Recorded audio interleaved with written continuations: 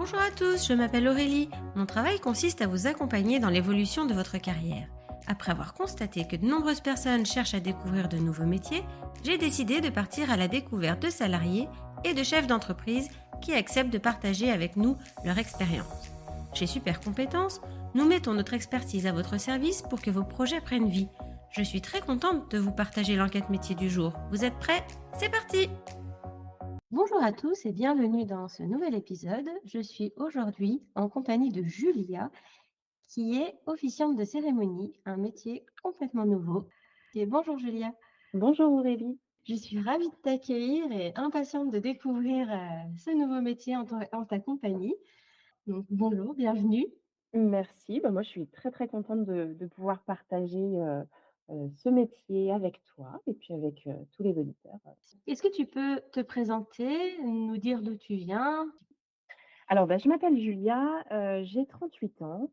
Je vis à Orléans, dans le Loiret et il y a, 18 mois à peu près, j'ai, complètement changé d'orientation pour devenir officiante de cérémonie. Donc à l'origine, moi, je suis issue d'une formation, artistique, art du spectacle, théâtre. Donc j'écris, je mets en scène, je donne des cours de théâtre aussi et en parallèle, une formation dans le médico-social. Donc j'ai travaillé à peu près 10 ans auprès de publics, en situation de handicap, des enfants, des ados, des adultes, des personnes âgées et puis il y a eu un événement dans ma famille, mon frère s'est marié et m'a demandé, de lui créer une cérémonie laïque. Alors, je ne savais pas du tout ce que c'était, mais j'ai quand même dit oui pour lui faire plaisir. Puis, ensuite, je me suis renseignée sur ce que c'était, comment ça se construisait et puis, pendant à peu près 8 mois, j'ai préparé cette cérémonie et je me suis vraiment, éclatée à préparer ça. Le jour J, c'était génial et puis, quand je suis revenue au travail, après mes vacances, j'aimais toujours ce que je faisais, mais il me manquait quelque chose. Voilà, il me manquait quelque chose qui pétillait, qui apportait du plus, à mes journées et c'est pas moi qui ai eu l'idée de me lancer en tant qu'officiante, c'est ma belle-sœur, donc je venais de marier, qui m'a dit: «Mais Julia, ce que tu nous as fait, c'est excellent, les gens nous en parlent encore alors que ça fait des semaines. Pourquoi est-ce que tu ne te lances pas là-dedans?» Je me suis renseignée sur ce métier, j'ai découvert que c'était un vrai métier, qu'il y a des gens qui faisaient ça à temps plein. J'ai fait une petite formation, j'ai donné ma démission de là où je travaillais et puis je me suis lancée en micro-entreprise. Super, chouette parcours en tout cas, et puis bravo à ta belle-sœur. Oui, je la remercierai jamais assez. D'avoir trouvé le déclic. Donc maintenant, est-ce que tu peux nous parler un peu de ton métier? Ce que c'est exactement? Qu'est-ce que tu y Oui. fais? Alors déjà une cérémonie laïque, je vais commencer par expliquer ce que c'est parce que beaucoup de gens ne connaissent pas ou en ont en tout cas la vision, de ce qu'on voit en fait dans les films américains, les mariages qui se passent au fond du jardin, à côté de la belle piscine et cetera. Donc la cérémonie laïque, c'est une cérémonie qui vient en complément de la cérémonie civile, cérémonie de mariage civil à la mairie et c'est une alternative à la cérémonie religieuse pour les personnes qui ne veulent ou ne peuvent pas, se marier religieusement. C'est un moment qui dure, alors pour ma part environ 45 minutes, mais on peut faire des cérémonies un peu plus courtes ou un peu plus longues, ça peut aller jusqu'à 1 heure où on va retracer l'histoire des mariés, on va parler, de leurs valeurs, de la famille, de leur passé, de leur présent et de leurs, projets pour le futur. On va avoir des proches qui vont intervenir au cours de cette cérémonie pour dire des discours, chanter une chanson, enfin voilà, ils sont très, très libres là aussi.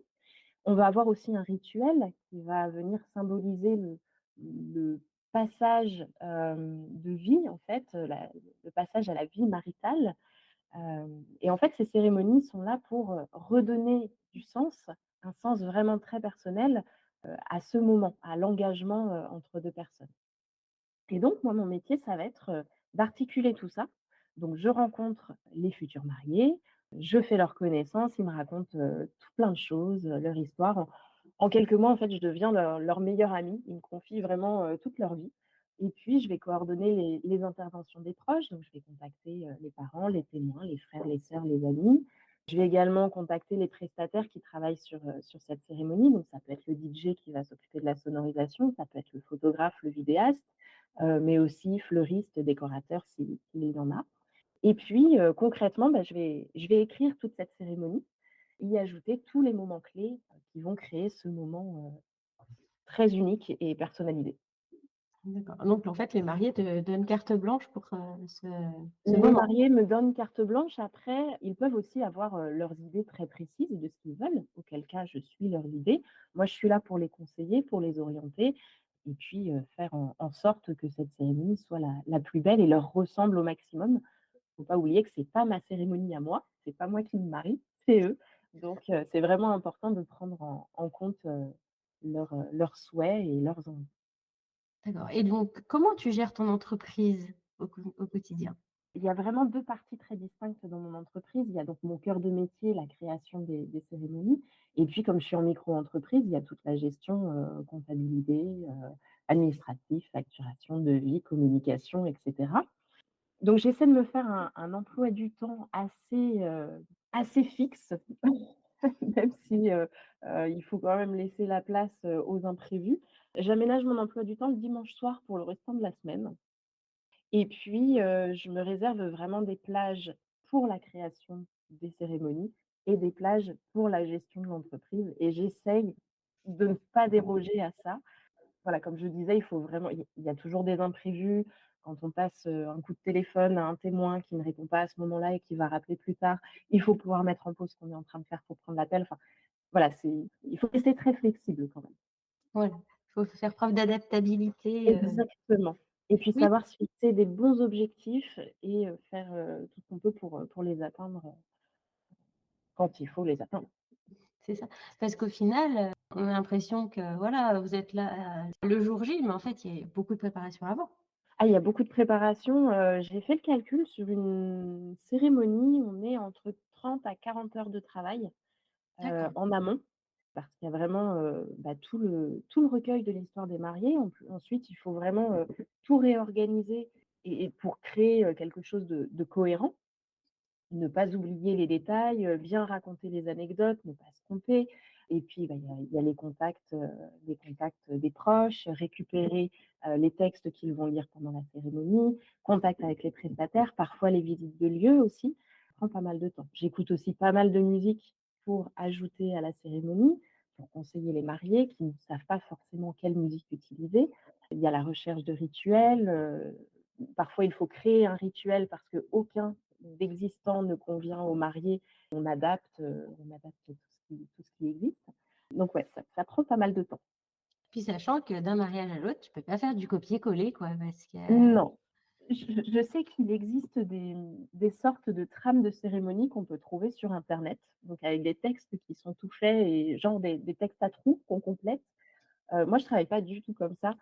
Parce que c'est un jour tellement important, tellement unique, qui normalement n'arrive qu'une fois dans une vie, sauf erreur de parcours, mais on se marie pas tous les week-ends, on fait pas une cérémonie tous les week-ends. Donc vraiment j'insiste là-dessus, je pense qu'une cérémonie doit être entièrement personnalisée, donc tout est à écrire du début à la fin, à chaque fois. donc quelles sont tes conditions de travail? Tu travailles principalement le week-end, je suppose? Et bah, pas forcément. Pas toujours, mais Pas forcément. On imagine aussi beaucoup les officiants de cérémonie ne travailler que, du mois de mai au mois d'octobre, parce que c'est la période des mariages.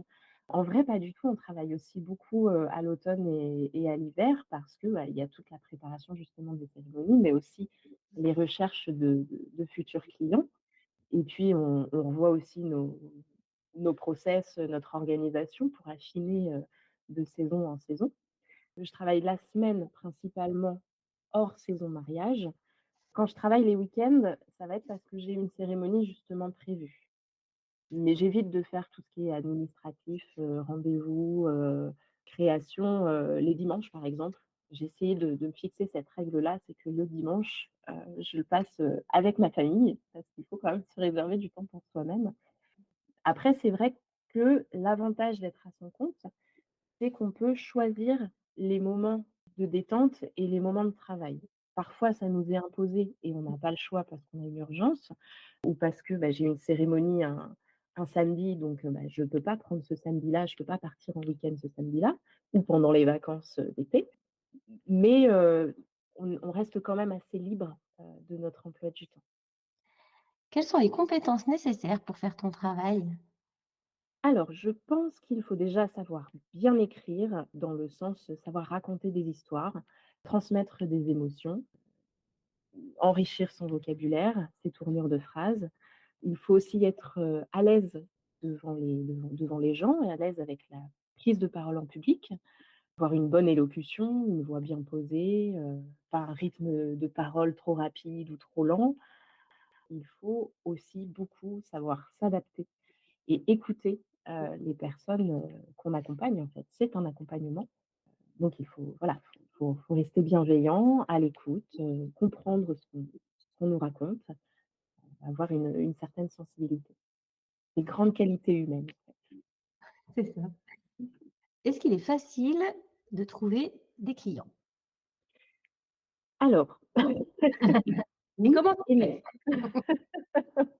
Oui et non. Moi, je me bats un petit peu contre mon syndrome de l'imposteur, où je passe, certaines journées à me dire, «Oh là là, je n'y arriverai jamais, ce que je fais n'est pas assez bien. Est-ce que vraiment, c'est nécessaire?» Et puis le lendemain, je me rends compte que, bah, par exemple, pour ma deuxième saison, j'ai déjà 15 mariages, 15 cérémonies, ce qui est pas mal. Et je me dis: «Ah bah non, finalement, si, ça marche». Donc je je pense que pour trouver des clients, mais c'est comme dans toute, toute branche professionnelle, à mon avis, à partir du moment où on est à son compte, pour trouver des clients, il faut savoir se mettre en avant, savoir se vendre tout en restant honnête pour attirer des clients qui vont nous ressembler, en fait, et avec qui on va avoir envie de travailler. Ça, je pense que c'est très, très important.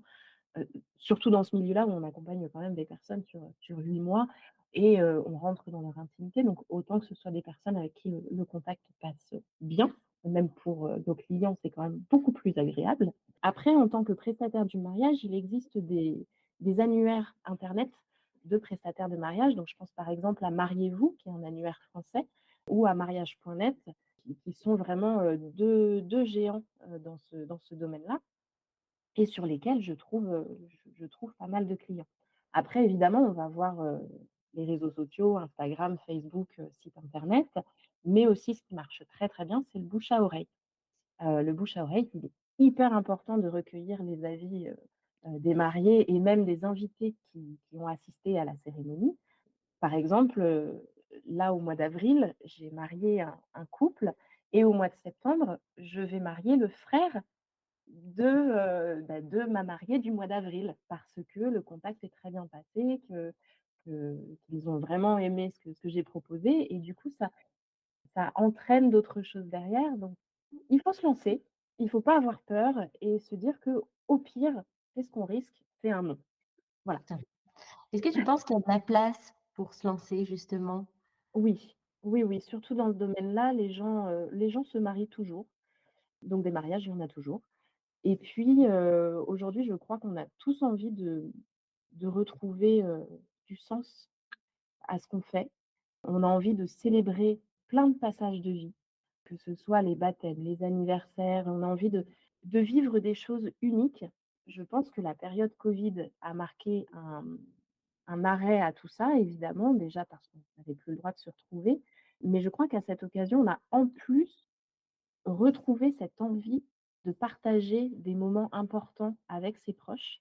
Donc on a peut-être moins de mariages, de gros mariages avec, 150-200 invités où on invite vraiment toute la famille, même les cousins éloignés qu'on n'a pas vus depuis 4 ans.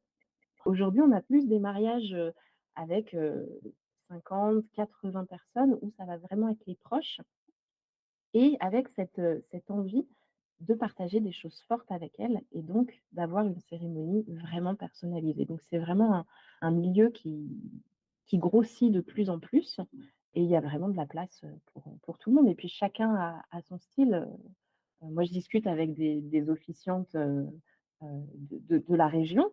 On pourrait croire qu'on est concurrentes, mais pas du tout parce qu'on travaille pas de la même façon, on n'a pas la même approche et nos cérémonies au final ne se ressemblent pas du tout. Donc il en faut pour tout le monde et il y en a pour tout le monde. Est-ce qu'il est possible, d'évoluer? dans ce métier? Oui, oui, oui, alors c'est vraiment, selon notre volonté propre, et puis il faut faire ça à son rythme. Moi, je commence avec des cérémonies qui restent assez locales sur le Loiret et les départements alentours. Après, si on me demande d'aller ailleurs, évidemment, heu, je me déplacerai. Mais à terme, je peux très bien imaginer emmener mon entreprise vraiment partout en France, voire à l'étranger aussi. Ou alors, partir sur une gamme de mariages plus élevée avec des mariages de luxe. Voilà, on peut vraiment s'ouvrir à différents horizons. On a aussi des officiants qui décident au fil du temps, de devenir wedding planner. Alors, il n'y a pas une hiérarchie entre officiant et wedding planner, c'est pas ça, mais le wedding planner a plus de tâches que l'officiant, puisque le wedding planner va s'occuper du mariage de A à Z, du matin préparation, de la mariée jusqu'au soir, sur le dance floor avec le DJ. Voilà, donc il y a pas forcément des pistes d'évolution, en termes de gravir les échelons comme dans une entreprise normale où on commence employé et on va finir, directeur de la communication ou que sais-je. Mais une évolution dans le sens, changer un petit peu son approche, faire grossir son entreprise géographiquement ou financièrement, peut-être, travailler avec des collaborateurs et cetera. Très bien. Et du coup, tout à l'heure, tu parlais, de cérémonies de baptême, Mmh. autres. Toi, tu fais que des mariages, par exemple? Tu t'es spécialisée dans le mariage ou tu peux faire d'autres cérémonies? Alors pour l'instant, comme je suis aux prémices vraiment, je me suis effectivement spécialisée dans les mariages, mais je peux également faire les baptêmes. J'ai tout mon process qui est prêt pour faire des baptêmes. Tout ce qui est renouvellement de vœux, PACS, cérémonie d'engagement, sans qu'il y ait eu forcément une cérémonie civile, je peux également le faire.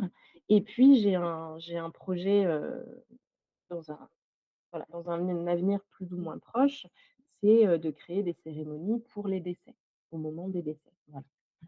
Donc, Et pour ça aussi, parce que du coup, c'est aussi ouais, le ouais, ouais. Bah, suivi, l'idée, c'est vraiment la d'aller suite. célébrer tous les passages de vie, quels qu'ils soient. Bah, par exemple, pour les cérémonies de décès, on imagine des choses très tristes avec une ambiance, très lourde. C'est vrai qu'on voit beaucoup ça. Moi, l'idée que j'ai, quand je vais commencer à lancer ça, ça va être d'apporter un peu plus de légèreté, de bien-être aux personnes qui viennent assister à ces cérémonies, de leur apporter la paix, le calme et de se remémorer en fait les jolis souvenirs. Pour moi, ça c'est important. Belle chose. Voilà. Est-ce que tu en vis, toi, maintenant, au bout de 18 mois, 16 mois?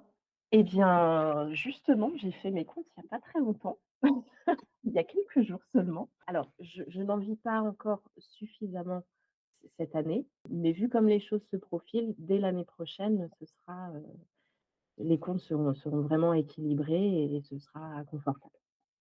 C'est ça. Voilà. Après, oui, parce que au niveau revenu, ça dépend du nombre de prestations forcément et puis Exactement. peut-être que tu fais pas la même prestation en fonction de chaque personne? Enfin, ça dépend ce qu'ils demandent, non? Comment ça se Alors passe? j'ai une formule de base, qui inclut la création de la cérémonie, donc l'accompagnement des mariés, les différents rendez-vous, les déplacements au rendez-vous, ainsi que le jour J, le jour de la cérémonie où je viens officier. Donc ça, c'est dans ma formule de base et puis après se rajoutent par-dessus des options. Donc j'ai d'autres formules avec des options où, par exemple, je vais pouvoir aller, visiter le lieu, une visite technique du lieu de la cérémonie pour, conseiller les mariés sur, la scénographie, comment disposer, les sièges des invités? Comment Mmh. installer les choses? Si c'est un grand domaine, à quel endroit on peut mettre la cérémonie en fonction de l'heure de la cérémonie et de l'époque de l'année avec le soleil qui se couche ou pas? Est-ce qu'on aura de l'ombre et cetera? Donc ça c'est possible aussi d'avoir cette formule-là et puis j'en ai une également où je gère la sonorisation de la cérémonie, donc c'est une troisième formule. Voilà, donc il y a différents prix et puis bien évidemment, j'adapte tout ça au couple et puis, à leurs envies, à ce qu'ils me demandent, voilà. L'idée c'est vraiment d'avoir une discussion et à la fin d'un premier rendez-vous découverte où ils vont poser toutes leurs questions, je leur propose un devis qui est vraiment personnalisé, adapté à leurs demandes. D'accord. Oui, parce que c'est vrai qu'au final, quand on est sur les mariages, la saison est courte, donc il y a que 4 week-ends par mois. Enfin, finalement, Oui, alors la on saison peut est pas courte. concilier, Ouais, la saison est courte, mais elle se rallonge. On voit qu'elle se rallonge. Là, cette année, j'ai commencé par un mariage au mois de février, donc il y en a déjà en février et mes derniers mariages sont, bah, les 2 derniers week-ends du mois de novembre. ah oui, donc Donc justement les mariages s'étalent un petit peu et on voit de plus en plus de mariages qui vont se faire soit en tout début, soit en toute fin d'année pour profiter évidemment de tarifs plus avantageux et puis il y a aussi une ambiance qui est complètement différente. Quand on se marie en été, on a le soleil, il fait beau, on est dehors et cetera et quand il fait froid, quand il pleut, on est plus à l'intérieur en mode cocooning avec des plaids, des bougies, des plats qui sont différents aussi au moment du repas. Enfin, ça apporte une ambiance totalement différente. juste, petite question, pour ceux qui nous écoutent et qui se disent: «Oh, c'est chouette». Il faut combien de temps pour préparer, une cérémonie? Oui, Moi, je m'y prends, à peu près 8 mois à l'avance, voilà et puis en termes de travail, ça représente 30 à 40 heures. ouais. Mais ouais, je m'y prends en moyenne 8 mois à l'avance, 6-8 mois à l'avance. Pas avant parce qu'il y a beaucoup, beaucoup de choses qui peuvent se passer et puis, bon, je peux raccourcir ce temps-là, bah, je parlais du mariage que j'ai fait en février, par exemple. J'ai eu 10 jours pour préparer la cérémonie.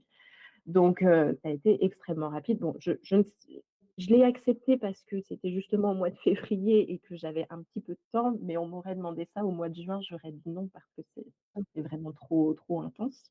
Mais, ouais, idéalement, 6-8 mois, c'est bien pour préparer une cérémonie, pour être, heu, nous, de notre côté officiant, à l'aise avec l'organisation et du côté des mariés, ils ont aussi énormément de choses à faire, pas que la cérémonie, donc pour aussi leur laisser le temps de réfléchir à tout ce qu'ils ont à faire et puis, de s'organiser de leur côté. Donc avis aux futurs mariés, si vous envisagez de prendre une officiante de cérémonie, prenez de l'avance. Alors oui, surtout en sachant que là, j'ai déjà des mariages programmés pour 2025, donc même si l'accompagnement ne commence pas tout de suite, conseil aux futurs mariés, si vous voulez travailler avec un ou une officiante en particulier, contactez-le ou contactez-la le plus tôt possible pour réserver votre date. Voilà, petit aparté. Voilà. Sinon, quel est le parcours pour parvenir à ton métier, justement? Et ben, il y a pas vraiment de parcours. Il y a pas vraiment de parcours. Il existe des formations, alors qui sont très, très bien, qui se font soit en présentiel, soit en distanciel, sur une durée de 1 semaine pour les officiants de cérémonie, auprès de différents organismes. Moi, j'ai fait ça auprès de l'école de formation au métier du mariage, par exemple, qui sont, enfin, ils sont vraiment top. Où au cours de cette formation, on va apprendre à construire une cérémonie principalement, mais aussi on va avoir un module sur, s'exprimer en public, savoir placer sa voix, heu, bien articulée et puis on a eu une journée complète sur la création d'entreprise et la gestion d'entreprise. Donc ça, c'était aussi très intéressant. Mais c'est vrai que c'est une formation sur 1 semaine. C'est un métier qui n'est pas encore reconnu par l'État. Quand on s'inscrit, quand on ouvre notre micro-entreprise, on peut avoir des petites surprises sur la dénomination, de l'entreprise. Je ne sais plus dans quoi je suis, il me semble que je suis en, autre activité récréative, je crois, enfin et puis j'ai une collègue qui a un autre statut, enfin voilà, c'est pas encore très, très cadré. Mais je pense que ça va le devenir parce que c'est vraiment un métier qui se développe de plus en plus. Donc voilà, il n'y a pas vraiment de formation à part celle-ci qui dure 1 semaine et qui est très intéressante. Mais en soi, on peut, sortir, des études, sortir du bac, BTS, et puis se réorienter à partir du moment où on a une appétence pour le milieu, pour, l'écriture, pour, l'humain, heu, je pense que c'est, tout à fait possible et à n'importe quel âge aussi. Je préfère le dire parce que parfois on me dit: «Oh là là, mais je suis trop vieille ou trop vieux pour me réorienter». Bah, moi je l'ai fait, j'avais 36 ans et Il n'y a pas d'âge pour se il y a pas réorienter. d'âge. Quel conseil tu pourrais donner aux personnes qui souhaiteraient s'orienter en tant qu'officiant de cérémonie? J'en ai un seul qui me vient en tête là tout de suite, c'est foncer. Allez-y sans trop vous poser de questions. Alors renseignez-vous quand même bien sur ce que c'est et si ça vous plaît. N'hésitez pas à prendre contact avec des officiants de cérémonie pour leur poser directement vos questions, avoir une vision, beaucoup plus concrète du métier, échanger des points de vue et puis lancez-vous, lancez-vous. Merci beaucoup Julia d'avoir partagé ce moment, d'avoir partagé les dessous de ton métier. C'était vraiment très enrichissant, Et ben, merci à toi Aurélie de m'avoir invitée. mais de rien. Et puis, bah, quand tu auras évolué, c'est avec plaisir que je te recevrai à nouveau pour parler des baptêmes, du deuil. Et ben, avec grand Ou autre. plaisir aussi. Merci. Bonne journée, à Merci, bientôt. bonne journée. Merci d'avoir écouté ce podcast. Vous retrouverez les liens de notre invité du jour en description. Vous trouverez également l'enquête métier du jour en version PDF dans les notes de l'épisode. Si l'interview vous a plu, n'hésitez pas à la relayer autour de vous et de la noter sur votre application de podcast préférée. Vous pourrez retrouver l'ensemble de nos services sur supercompétences.fr. Si vous voulez partager votre métier, prenez contact avec moi pour que nous puissions en discuter. Je reste également disponible pour parler avec vous de vos projets de reconversion professionnelle. Je vous donne rendez-vous au prochain épisode. Belle journée!